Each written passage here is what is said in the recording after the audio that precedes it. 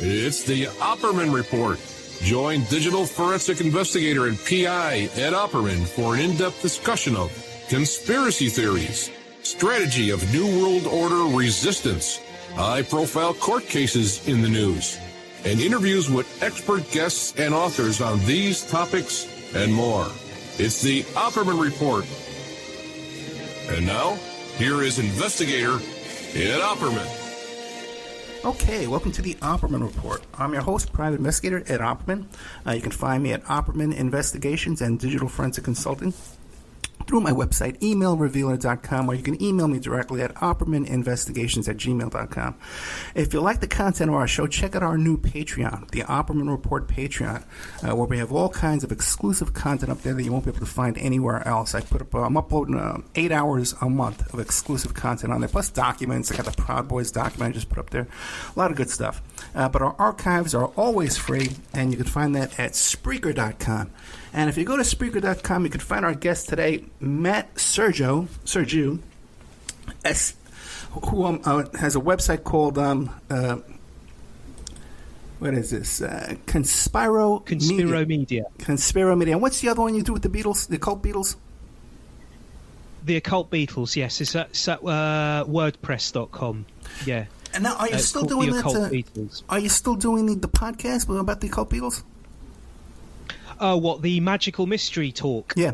You're talking about that I do with Mark Devlin and Desiree Hall from the Number 9 blog, another Beatles blog. Yes, still doing that. We've done, I think, in total, it's 3 episodes or maybe 4. No, I think it's 3 we've done. I think we did the first one in 2019. We were hoping to do a lot more than just 3. We were hoping.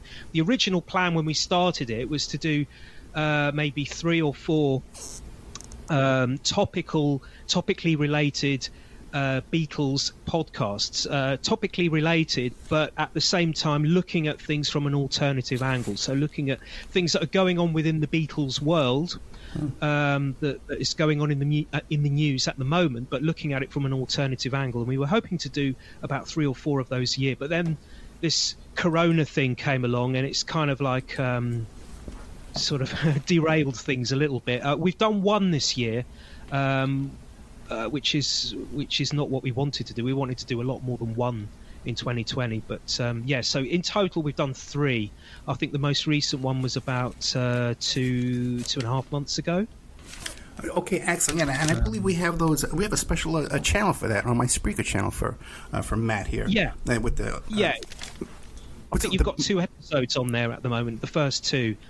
Okay, yeah, Magical Mystery Talk. Yeah. Okay, great.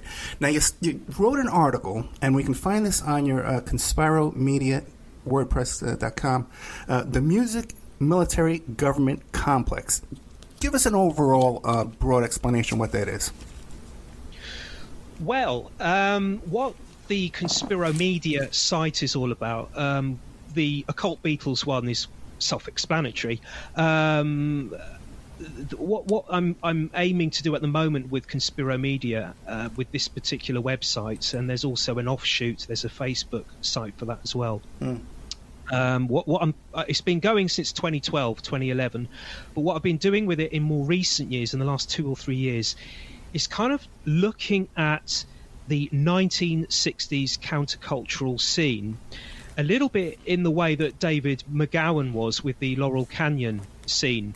But what David was doing, of course, was looking at it from the American angle. Partly inspired by that, some years back, I thought to myself, well, if this was going on in America, this conspiratorial occult stuff was going on in America to do with the 60s counterculture, then it must have been going on in Britain and predominantly in London.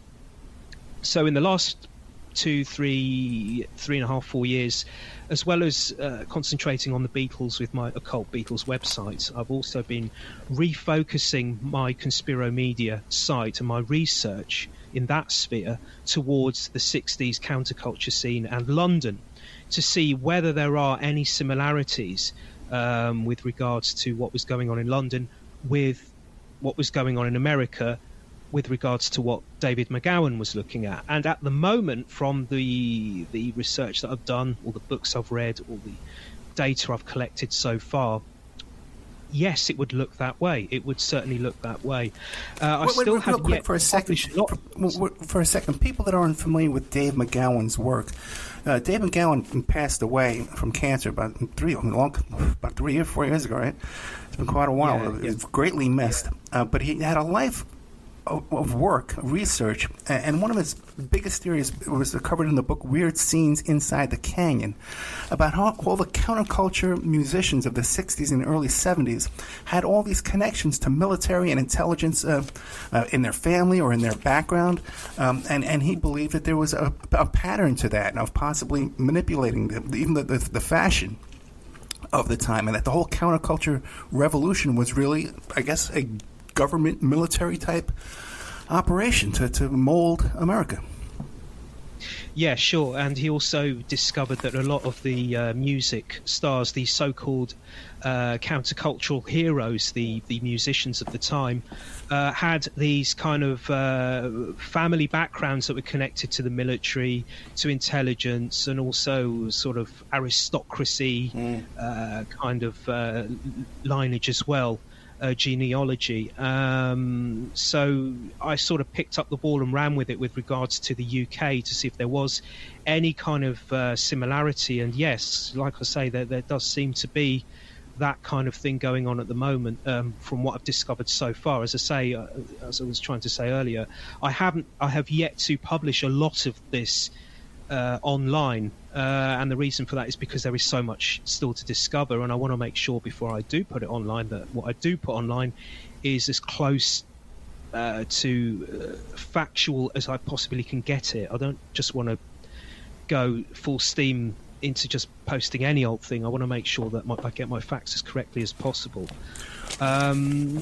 So that's where I am at the moment with Conspiromedia, the website, because when I initially started Conspiromedia back in 2012, I was basically trying to make it a topical website, basically looking at the occult conspiratorial world of movies, music and TV, and as I say, looking at it from a topical perspective. So anytime something happened, whether it was to do with Lady Gaga or some rapper or hip-hop star, I would sort of latch onto that and try to write an article around that and research into whatever that story was, whatever it may have been that was attached to that particular music star.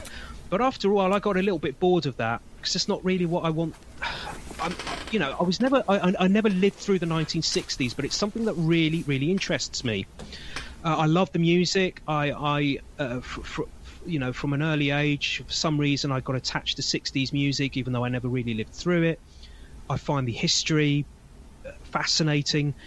And I just, while I was going along with this, with Conspiromedia in the earlier days, looking at Lady Gaga and Britney Spears and all that kind of thing, I just got a little bit jaded with it. It got to the point where it was, oh, here we go again. So what? Yeah, here's Britney Spears doing another triangle symbol over her eye in a pop video. It just got a little bit, I don't know, I just got a bit bored with it. And when David McGowan came along with the Laurel Canyon research, I don't know, I was just, it kind of connected with me in some way. And looking at the London scene, I just thought maybe there is a connection there must be a connection. If there was this conspiratorial thing going on in America, as David McGowan saw it, then it must have been going on in London. So that's the direction I've taken Conspiromedia in more recent years, and it has to be. I mean, if like I say, if it was going on in America, it must have been going on in the UK, because I would even argue that without the UK, I would argue that perhaps the American California Haight-Ashbury scene wouldn't have been so potent. For example, Timothy Leary, who was kind of like the guru who turned on the younger generation of the 1960s, predominantly in America, but then throughout the world, he was initially turned on by a British guy by the name of Michael Hollingshead. You also look at the word psychedelic. It was coined by a British doctor. I think his name, if I'm not mistaken, was Dr. Humphrey Osmond. Then you have Aldous Huxley, who is looked upon as the kind of like a godfather of the countercultural, acid, trippy kind of psychedelic movement.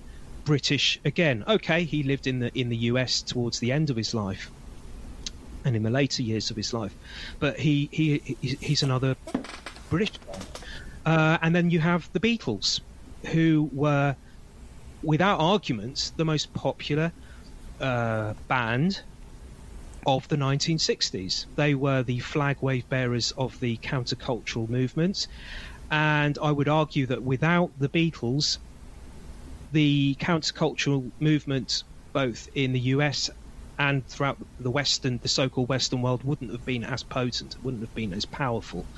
And they were the most popular band. They were the most popular band, the most popular entertainers in the world at that time, and they picked up this flag for the psychedelic movement and championed it, especially throughout 1967 through the so-called Summer of Love. I mean, like I say, I didn't live through the 1960s, but from what people who lived at that time have said, and historians and so on have said, the Sgt. Pepper album is regarded as the kind of like the soundtrack of the so-called Summer of Love, and that's both in Britain and America. So you know, if it was going on in America, if this conspiratorial thing was going on in America with the counterculture, it had to have been going on in Britain, and I would say it was going hand in hand. It was vital, maybe. Yeah, and some of the things you found in this article that you sent me, the music, military, government complex, and people should go to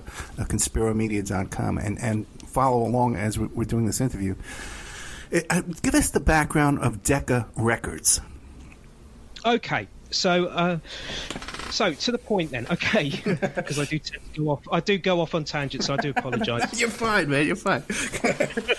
Okay, right. So the reason I put together this article that I'm going to explain a little bit about now is it's kind of like you know, when you read a book and you get the foreword, you get kind of like the introduction before you go into the book.